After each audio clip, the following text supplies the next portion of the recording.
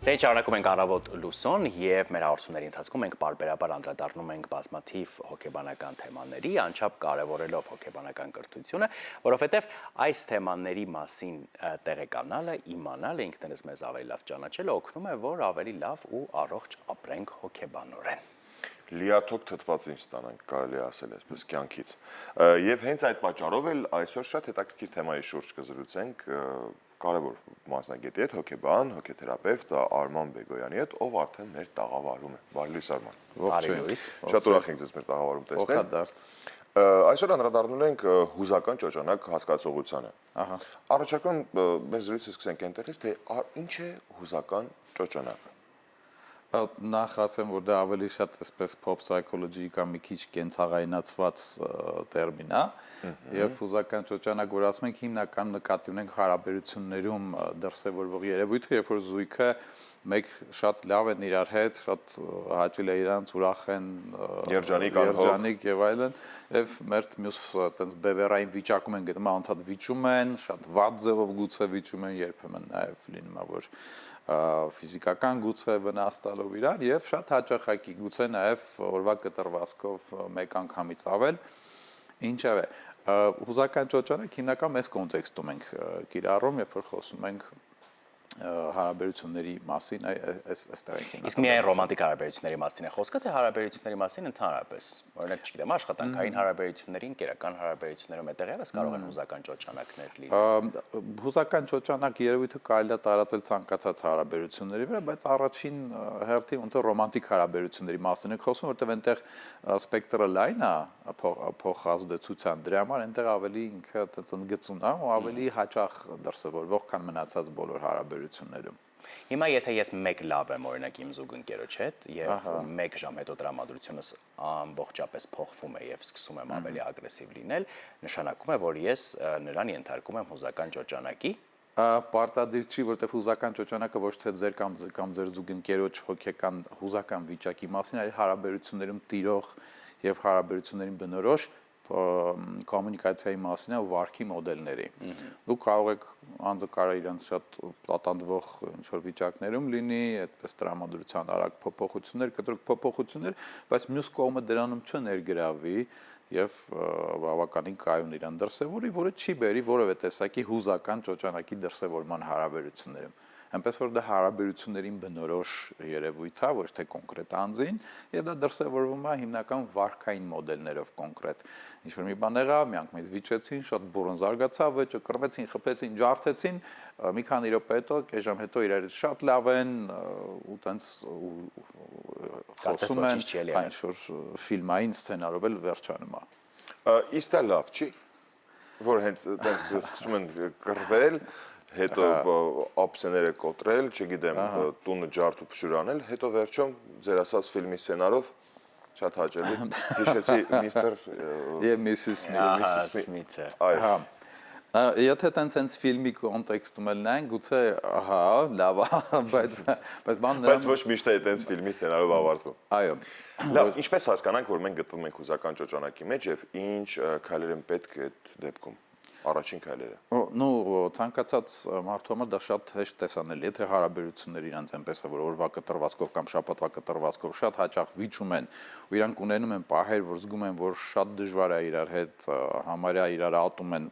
նաև դրանից քիչ անց կամ թեկուզ օրվա ընթացքում էլի միջև օրվա ավարտը զգում են, որ առանց իրար ապրել չեն կարող, շատ զգացմունքային, ռոմանտիկ դրսևորումներ են, հավանաբար մենք գործ ունենք այդ հարաբերությունում հուզական ճոճանակի հետ։ Ու բանը նրանում է, որ այստեղ կենսաբանական մեխանիզմներ են ներգրաված, մասնավորապես նեյրոկենսաբանական, որտեղ երբ որ էվոլյուցիոն մեխանիզմները իրաց գործն անում են, երբ որ սիրահարվածության փուլը անցնում է, որը բնականորեն առանց որևէ ջանքերի մեզ ստիպում է մեր զուգընկերոջ հետ մեզ շատ լավ զգալ եւ շատ մոտիվացված լինել, երբ որ այդ փուլը անցնում է, գալիս է արդեն ավելի հավասարակշռված, բալանսավորված հարաբերությունների փուլը, այստեղ այդ դրական բավարարվածությունը դրական զգացմունքները, զգացողությունները ապահովելու համար գործողություններ են պետք, որպեսզի այդ դոֆամինը, որը նաև դոֆամինն է պատասխանատու նեյրոմեդիատորի հորմոնայինքը, այդ բավարարվածության համար եւ նաեւ ընդհանրապես մեր մոտիվացիայի համար, որպեսզի դոֆամինը արտազատվի, մեզ անհրաժեշտ է կոնտրաստ, դոֆամինային կոնտրաստ են դա անվանում։ դա է նա, երբ որ մեզ հիմա լավ է իրար հետ, բայց ինչ որ պայ դա սկսում է ձանձրացնել եւ այդ նույն վիճակը, նույն ծավալի դոֆամին էլ չի ստիպում, որ արտազատվի մեր օրգանիզմում, ու սկսում է ձանձրալի լինել։ Իսկ երբ որ ինչ որ պահի ակամայից անգիտակցորեն մեր ուղեղները ֆիքսում են, որ վեճից հետո լավ կարա լինի, ուղղակի նորմալ լինելով իրար հետ, դոֆամինը նորից մեծ ծավալով արտազատվում է։ Ստացվում է մի հատ ապակառուցողական մեխանիզմ։ Դրա համար դուք ասեցիք լավ է թե չէ, լավ չի, որտեղ դա անառողջ եւ ապակառուցողական մեխանիզմ է։ Մենք լավ ենք զգում զուգընկերոջ հետ մեզ իր հետ լավ է, որտեղ միջև այդ վատ է եղել եւ դրա շնորհիվ է որ այդ կոնտրաստն է ապահովվել։ Պատկերացրեցիք։ Իսկ հոգեբանական մեխանիզմներ կան, բուն հոգեբանական մեխանիզմներ կան այս ամեն ինչի հիմքում։ Ոչ մի հոգեբանական մեխանիզմ առանց նեյրոկենսաբանական հիմքի չի լինում։ Դրա համար այդ ամենը փոխկապակցված է, հոգեբանությունն էլ գիտություն է, որը հիմնվում է ավելի շոշափելի հետազոտությունների ու հետազոտողեն տվյալների վրա, նեյրոկենսաբանությունից, բժշկությունից եւ գենետիկայից։ Դրա համար մաքուր հոգեբանական Ինչպես անենք, որ դոֆամինը արտադրվի առանց այս անառողջ պատեռների, ինչպես դուք նշեցիք։ Լավ հարց է, այստեղ անհրաժեշտ է հասկանալ, որ հարաբերությունները իրանք իրանցով չեն զարգանում կամ իրանք իրանցով լավը չեն մնում, եւ դա ոչ դաժանակիր, բայց աշխատանք է, հոգատարության, սիրո դրսևորումներով եւ նաեւ բնականաբար այն ամենով, ինչը զուգընկերոջ հետ հետաքրքիր կլինի անել այս կյանքում։ Դրա համար այս մասով անհրաժեշտ է հիշել, որ այդ դոֆամինային կոնտրաստը դրական դաշտ տեղափոխելու համար անհրաժեշտ է տեսնել, իսկ ինչ ենք անում ենք իրար հետ այս կյանքում, ինչա մեզ հետաքրքրում, ոնց կարող ենք մեր կյանքը ավելի որակով դարձնել, ավելի հետաքրքիր դարձնել, այլ կերպ ասած կարելի է սկսել գոնե կենսակերպից։ Իսկ եթե դա էլ չի օգնում, կարելի է փորձել դիմել մասնագետի։ Այստեղից հետևությունը որ շատ շփվել է պետք։ Մեկը մյուսից հաղորդակցումը բանալին է ցանկացած։ Իհարկե, շատ ճիշտ նկատեցիք, ոնց որովհետև ձեր խոսքի մեջ նշեցիք, որ մեզանից էլ է շատ բան կախված, այսինքն անհեշտ որ դրսևորումներն է, որ իրաբնականon ընթացքով գնաց, հետո սա եղավ, հետո նա եղավ։ Մենք էլ պետք է աշխատենք մեզ վրա, որ ես, չգիտեմ, իմ կնոջ նախասիրությունները իմանալով հանդերձ փորձեմ այդ ուղղությամբ ինչ-որ մի հաճելի ճիշտ ճանապարհի վրա եք։ Նույնը փոխադարձ, բայց նույնը փոխադարձ պետք է լինի։ Իհարկե։ Այս դեպքում հավանականությունը արդեն նվազում է, որ մենք կհայտնվենք հուզական ճոճանակում։ Հա, որովհետև դա նաև վարքային սովորություններ են, վարքային մոդելներ են։ Մենք ենք այդպես մեզ սովորացնում, որ մեր հարաբերությունները այդ վարքային մոդելներով ընթանան։ Եթե մենք մեզ մեկ անգամ թույլ տվեցինք զայրանալ բաժակը կոտրել, հաջորդ անգամ դա մեզ ավելի հեշտությամբ է տրվելու երկու պատճառով։ Նախ մեզ արդեն ծանոթ վարքը, երկրորդը մյուս կողմից շատ հստակ սանկցիաներ դրա նկատմամբ չդրվեցին, հանդուրժեցին։ Ու կարող է հանեղվեցինք, կռվեցինք, բայց հետո լավ եղանք։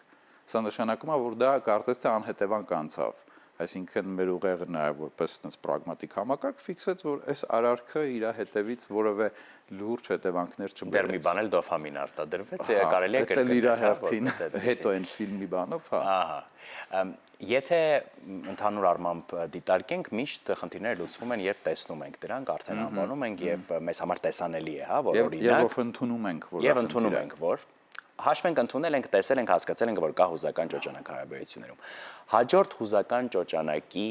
դեպքում զույգերից մեկը, որը որ նկատել է, որ կա այդ պատեռնը, ինչ պիտի անի։ Այսինքն այդ պահին հնարավոր է ինչ-որ բան անել, որ կանգնեցվի ընթացքը։ Ընդհանուր առմամբ կանգնեցվի ճոճը, եթե կարող ենք այդպես անվանել։ Կանխարգելելն է այստեղ հնարավոր, այսինքն եթե ֆիքսում է զույգ, որ նման խնդիր կա իրենց հարաբերությունում, այսինքն իրենց կոմունիկացիայում դրսևորվում է այդ հուզական ճոճանակը, բնորոշ է դա իրանք կարող են խոսել դրա մասին եւ փորձել հասկանալ ինչն է իրանց մոտ, մեկը մյուսի մոտ զայրույթ առաջացնում, կամ հոգեբաններն ասում են թրիգեր անում այդ զայրույթը։ Այսինքն ինչպես օրինակ սիրելիս այս պահին դու ինձ գցում ես հուզական ճոճանակի մեջ, թե այլ հետ երբ որ իրանք գիտեն, որ դա բնորոշ է իրենց հարաբերություններին, ոնց որ դուք ասեցիք, Ռուբեն, որ խոսեն, ասեն, գիտես, երբ որ դու գալիս ես եւ բաժակը չես դնում իր տեղ այսպես, ինչպես մնացած բոլորն, դա ինձ զայրացնում է, դա նշանակում է, այս մտածում եմ, որ դու չես հարգում իմ աշխատանքը։ Խոսեն, որ չգիտես, սիրելիս ես հարգում եմ քո աշխատանքը, քո ուշադրություն չեմ դարձնում։ Okay, մենք կարող ենք այստեղ ինչ-որ բան անել, ես շատ բարձրացված եմ ասում, իհարկե, ու խոսեն նախապես հասկանալ, ճանաչել մեկը մյուսի համար, ինչն է զայրույթ առաջացնում եւ մտածեն, իսկ ինչ այլընտրանքային վարքային մոդելներ կարան իրանք մտածեն ի պատասխան ոչ թե Չէ, ինչ ես ասում, այտենց բան չկա, այլ օքեյ, կներես, ես իրականում դրա տակ 20 նկատի ունեի, ինձ համար դժվար չի ես այսպես կանեմ, այսինքն աշխատել նրա վրա, որ հասկանալ, որոնք են այդ հուզական ճոճոնակն առաջացնող վիճակները կամ թրիգերները եւ ինչ կարող են ակնկալել այլընտրանքային վարքի տեսքով, որ ոչ թե այսպես վարվեն, որ հետո մեկը մյուսին ու վեճ դառնա հերթական, այլ օքեյ, ինչ այլ կերպ կարելի է նման դեպքում պատասխանել, որ վեճ չլինի եւ փոխադարձ ըմբռնմամբ հասկանան, այտենց անցնեն առաջ։ Սա Ես նկատել եմ, որ մենք հայերս հատկապես տանը ու տղամարդիկ հատկապես շատ սկզբունքային ժողովուրդ ենք, էլի։ Բայց այդ սկզբունքները շատ հաճախ անառողջ սկզբունքներ են լինում, որոնց պատճառով էլ նաև բխում են այդ խնդիրները։ Այստեղից հետևություն հաճախ պետք է շփվենք զույգերը կամ իրար հետ կիսող կյանքում գտնվող այդ մարդիկ հաճախ պետք է շփվեն միմյանց հետ, որպեսզի ել ավելի լավ փորձեն իրար ճանաչեն, իսկ մնացած այլ այդ ճոճանակները, որոնք որ ֆիլմի սցենարով են ավարտվում, դրանք ողջունելի է։ Նույնիսկ խրախուսվում է, որպեսզի ֆիլմի սցենարով ավարտվի ամեն ինչ։ Ցավոք սրտի շատ ակտուալ թեմա է ու մեր առօրյայում, մեր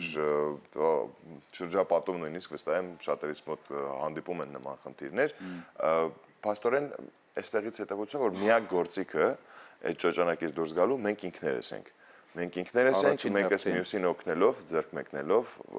այդ դրության մեջ ընկնելուց հետո քաշելով, հանելով Որտեղ եթե մասնագետի էլ դիմեք, միևնույն է դուք եք դա անելու։ Դե բայց մասնագետին պետք է դիմեն, որ հասկանա, որ իրանք են այստեղ իրանց օգնողը, որովհետև շատ հաճախ մեկը մյուսին է սկսում մեղադրել, դու պետքա սա անել, չէ, դու պետքա դա անել, դու ես տղամարդը, բայց ախր ես դա արեցի, դու չարեցիր, ու սկսվում է նորից այդ ամեն ինչ սկսում է զրո կետից։ Այս խնդրով հաճախ են դիմում ձեզ։ Որպես կանոն հենց այդպես որ գանասեն մեզ մոտ չգիտեն, որ դա է։ Այդ ընթացքում ենք ոնց որ հասկանում, հետո մի հատ խնդիր էլ կա, մենք որոշ առումով կարող սխալվում եմ, գուցե սխալվում եմ, հուսամ սխալվում եմ, բայց կոնֆլիկտների լուծման, կոնֆլիկտային իրավիճակներում լուծման ինչ-որ գործիքակազմի որպես կանոն չենք տիրապետում կամ քիչ ենք տիրապետում, մենք ավելի շատ փորձում ենք միանգամից հարցը լուծել արագ գուցե նաև զայրանալով կամ սա բոլորին բնորոշ չի, սա միշտ չի որ դրսևորում ենք, կարող է նույնիսկ սխալվում եմ, բայց սրանք ոնց որ սովորովի վարքային մոդելներ են, թե կոնֆլիկտային իրավիճակներում մենք ոնց ենք վարվում։ Ու սա ինձ թվում է տեսանելի է կոմունիկացիայի դերային հարաբերությունների բոլոր դրսևորումներում, սա միայն այնպես չի որ մեզ է բնորոշ։ Արման շնորհակալ ենք եւ ամեն ինչ սկսվում է իմացությունից եւ տեսնելուց խնդիրները վստահ եմ այս զրույցը մեր հեռուստատողներին կօգնի եթե ճոճանակի մեջ են դա գոնե նկատել առնվազն առաջին հերթին իսկ քայլերի մասին հաջորդիվ շնորհակալ ենք շատ շնորհակալ եմ հրավերի համար ձեզ լավ օրվա շարունակություն ենք մաղթում իսկ մենք երաժշտությամբ ենք շարունակում առավոտ լուսը